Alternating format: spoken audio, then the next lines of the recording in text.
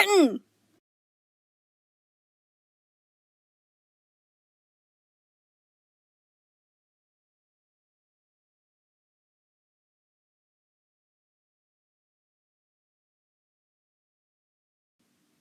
The protective pink bubble popped, letting the rest of the world flood in towards him at full force.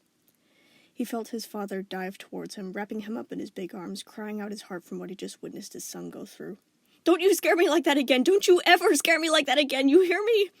His family was surrounding him, reaching for him, hugging him like he'd disappear to thin air if they let go.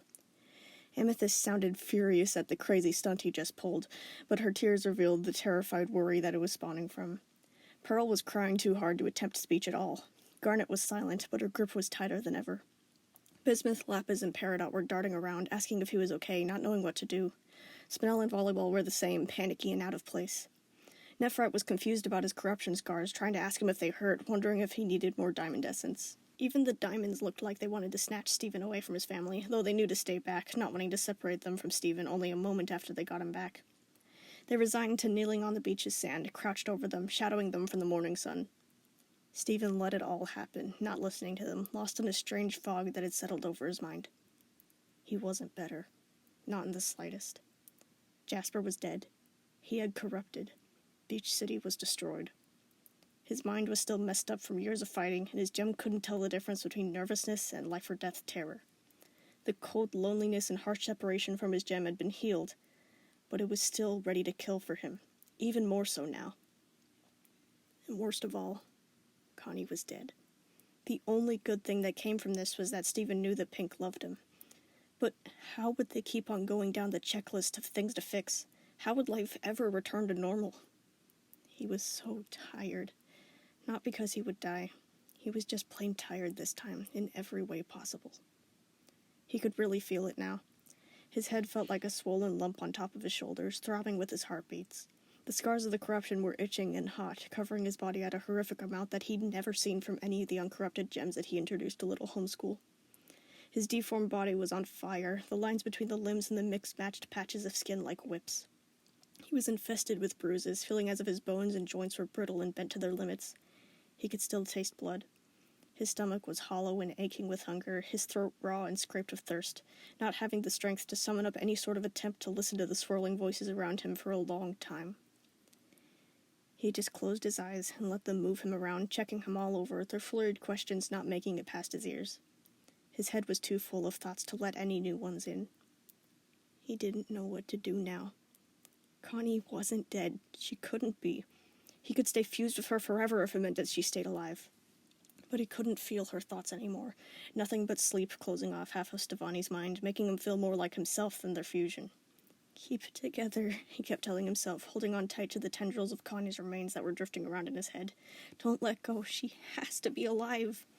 He only vaguely registered somebody holding his face because of the warm, hard gemstones embedded into the palms. "Garnet." She was saying something. His eyes dragged open, trying to listen because she looked urgent, and if Garnet was urgent, he should be petrified. "Unfuse, unfuse," she kept repeating. "Stephen, you need to unfuse." What did she mean? It took what felt like an hour to roll those words around in his brain before he remembered what they meant. He didn't want to spend the energy that it would take to explain to Garnet why he was planning to spend the rest of his life like this. Instead, he just shook his head, reaching up with one of his pairs of hands to move her own away, though he wasn't able to find the strength to even do that. "Please, Stephen, you need to unfuse. You can't live like this forever," Garnet continued, her tricolored eyes glossy with sympathy as if she was trying to drag the truth out of him with just her gaze. "There are futures where she is okay." The horrible despair he felt at that suggestion was enough to shake his whole form. Stephen whimpered weakly. But what if she dies for real this time? I can't let her go. I can't take that chance." "But you have to take that chance. You wouldn't want her to stay trapped and suffering with you for the rest of her life. If she's alive, she's in the same pain that you're in." Garnet nodded, the certainty shining through her violet eye. "She wouldn't want you to be tortured because of her. She'd want you to live, whether she can too or not." The reality of what he needed to decide was enough to break him again. If he unfused, Connie could die. If he didn't, they'd stay like this forever. Or she might have really survived. If the fusion was enough to save her in time, she could come out of this safe and sound. No, No, it was too great of a risk. He wouldn't be able to bear losing her too. Knowing that he had killed Connie, he had no idea what he would do. He'd probably lie down right here and slice his throat open so he could bleed out the rest of him. Death sounded pretty merciful right now. It would be better for everyone in the long run. He could feel that his gem didn't like that idea. Still, he couldn't do that right now. Connie needed him. If she needed him to stay alive for her, he would. That was his new purpose. Stephen didn't say anything, but Garnet seemed to feel the resolve that he was building up already, like a new brick wall. She lowered her head sadly, telling him, I know you're scared of losing her. I would be too. But you need to unfuse for both of your sakes. He knew that Garnet was right. He knew that he couldn't stay fused for much longer, much less stay awake. He had to try. He couldn't torture her like this. If it didn't work, then goodbye, Steven Universe. Then, right as he was about to accept the terrifying fate of what he needed to do, an idea arose through him. Wait, he said. Garnet, do you think she'll have a better chance of surviving if we go to the fountain? He could feel that his powers, or at least his healing ones, were not working right, or at least not to the capacity where he'd trust them with saving Connie. Sure, his gem had made it work, but now that his magic was being filtered through his human body again, he was too uneasy just to hope for the best, especially with something as precious as this. The fountain? Rose's fountain? Garnet asked. Stephen nodded to confirm. The fountain was a place that they hadn't needed to visit for a long time, since there hadn't been any fighting since the end of Homeworld's cruel empire. It was flowing with his mother's healing tears, and was even mixed with all the other diamond's essences since they'd uncorrupted the first batch of gems there. The fountain was a reliable source of healing tears. If they got there... Garnet thought for a moment, her violet eye focusing on something far away. Then she told him, yes, much more chances. That was all he needed to hear. Stephen began to try and get up, his multiple limbs wobbling underneath him as he pushed off of the sand. However, he ended up staggering to the side and falling again, only caught by Spinel's elastic arms. Whoa, slow down there, big bro, the little pink gem said, lowering him to a safer position. Be careful! I have to get to the warp pad. Stephen struggled to move, every single twitch sending shooting pains through his body. It soon became enough to bring him down, the horrible aching exhaustion too heavy to carry by himself. He felt completely helpless, suddenly becoming afraid that he wouldn't be able to do this. But before he forced himself to be dragged any farther, he felt Garnet scoop her arms under him, picking up the big, mangled mess that he'd become like he was a baby. It's all right, Stephen, I can carry you, the sturdily strong permafusion said reassuringly, already hurrying at a jog's pace along the edge of the beach towards his house. But he couldn't pay attention to much anymore. The light-headed fatigue felt like a mist as thick as pea soup, muffling his brain, making the sounds that he heard and the sights that he saw far away and unfocused. Garnet was carrying him past the rubble of Beach City. Buildings were toppled, signs and telephone poles lying like dead trees, the pavement uneven and cracked. He had done this. He had destroyed his city. Why was his dad happy that he was alive? Why were any of them glad that he was still breathing? He had done nothing but hurt them. After all of this, it would take so long for him to be better again. Why even put forward the effort? One of his smaller, darker arms were clenching and unclenching involuntarily. He held it down to stop it, before being surprised as it grabbed onto his hand tightly like it would be chopped off if it didn't, the thumb brushing over the back of the bigger hand that was holding it. Connie. He then realized why they were trying to help him. Because Connie was still in danger. It made sense. The only reason that they wanted him to live must be because if he died, Connie died. None of them actually wanted him. They just wanted to save the innocent teenage girl who hadn't done anything wrong. And that made sense. He didn't blame them. He wasn't mad at their truth. He was just happy that they didn't need to spell it out for him. They were completely right. He didn't deserve to be saved. Only Connie did. The moment that Connie was in safety, he didn't care what happened to himself. As long as he didn't drag her down with him. He didn't even realize that a high-pitched whine was coming from his throat until Garnet began to hush him with, "It's okay, it's going to be okay, Stephen. Just hold on to Connie a little bit longer." They reached his house. He only knew that because the sun was cut off in the shadow as they climbed up a set of wooden stairs, ducking through the doorway. His house was surprisingly undamaged. He had apparently smashed the giant stone statue of obsidian, but only a few bigger rocks had crashed down onto the roof. It created a few dotting holes as well as a collapsing front corner, but it wasn't as bad as it had been during the diamond battle after Garnet's wedding. And, with luck, the warp pad right at the temple's entrance wasn't damaged. The fountain was only on Earth, so they didn't need the sliced-up homeworld warp upstairs in the greenhouse. A moment later, Garnet and a few of the others were standing on the glimmering crystalline disk, becoming whisked away in the humming flash of pale blue light. Only the diamonds couldn't follow them due to their colossal size, but the rest of his family was coming with him. The cold enveloped him in shimmering dashes as they were lifted up into the teleportation field, zipping away to where they needed to go. He shivered, the urge to give up becoming greater with the calming weightlessness of the travel. He wondered if death would feel like this. "We're almost there, Stephen. Stay awake," Garnet told him as the warp stream rushed up past them like a river's current, setting them down on solid ground again.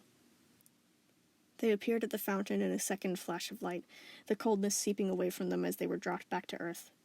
Stephen could hardly keep his mutated eyes open at this point, the snippets of images he caught here and there showing blurry sights of trimmed-back vines and thickets, most of the bigger thorns shaved down. He just leaned his pounding head down against Garnet's chest, squeezing his claws into his palms just to stay alert or, at the very least, conscious. Garnet stopped eventually, telling him, "We're here. I'm going to set you down in the fountain. Unfuse once you're in." Stephen mustered up a nod to show that he'd heard her, though his leadened eyes stayed shut. He felt the large magenta permafusion lower his body into the cold substance below him, sucking in a breath right before she let go, allowing him to become submerged in the healing essence. He instantly felt the familiar warmth seeping into his bashed-up body, sealing up the hundreds of minor injuries that he had sustained. Bruises, scrapes, even the small cuts that he put in his palm to stay awake. He was facing upwards, the silvery surface of the fountain glimmering down at him, the deepness of its depth yanking at him from below. But he didn't relax just yet. He needed to do what he had been there to do before letting himself rest. Connie needed to be safe first. So Stephen only stalled a moment longer to make sure the healing tears had enough time to take effect, and then let himself begin to unravel. He unclamped the hold that he claimed over the traces of Connie's mind, beginning to pull apart, almost like Velcro.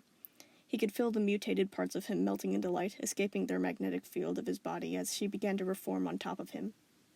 His claws were now reached out above him, intertwined with a half-solid set of hands. He grounded himself with her grasp as she peeled away from him, the weight releasing bit by bit. He dragged his heavy lids open in time to see her silhouette defining itself sharply, her fingers clenching tightly over his, before she appeared in front of him, whole in herself again. She had dark chocolate skin, curling night-black hair, a resilient figure with deep, intelligent eyes that began to think and assess and plan the very moment that they were open again. Stephen was himself. One pair of arms, one pair of legs, only 2 eyes, covered in scaly pink corruption scars. He was staring up at her while she stared down at him, their hands interlocked as they drifted in the clear healing essence, far below the surface. Connie was alive. His job was done. Stephen had, at least, done one thing right. Before Connie could register what was happening, Stephen let go of her hands, pushing her up and away from him with a kick that sent her rising to fresh air. For him, however, he let himself sink. Connie was safe. That was all that he wanted, the only cause of his continued existence. Nobody needed or wanted him. There was no way he'd be able to live with himself after this. All he did was hurt everyone. Why should he let himself have the chance to do it again? It was time to end it, so the others would be able to live on in peace without him messing it all up again. There was nothing up there for him. Nothing that he wouldn't just destroy by accident. His gem seemed to realize what he wanted. It coated him in the defensive pink shine, glowing like a beacon, but it was powerless to stop Stephen's limp body. There was nothing to fight. It couldn't protect him from this. He was just tired. Too tired to try to swim. He didn't even want to. Nobody hoped that he would. The darkness of the pool below him seemed much more reasonable. So he closed his eyes once more, sinking down towards rest, knowing everyone would be better off this way. They would be so relieved to see that useless, psychotic, pathetic, idiotic Stephen was never going to surface, that he was never going to hurt them again. He would escape all of it. He could save them from Stephen for good. His death was best for everyone. Then, in the muffled rippling of the pool around him, he heard fierce, determined swimming, getting closer at a fast pace. He looked up in confusion to see a silhouette of somebody swimming powerfully down towards him in rapid strokes, reaching out. When they got close enough for him to recognize them, he realized of a shock that it was Connie. Why was she... It was too late. Her arms were wrapping around him, her expression so upset, beginning to kick up towards the surface, pulling him along with her. He would have tried to push her off, but he was too feeble to do anything at this point. He was subdued by the burning in his lungs and the splotches of black that were closing in on his vision. He was sliding away, his heart's slow, non-committed beating becoming the only thing that he could hear, losing his senses one by one, the darkness welcoming him. The very last thought to cross his fading mind was, "Why is she saving me too?"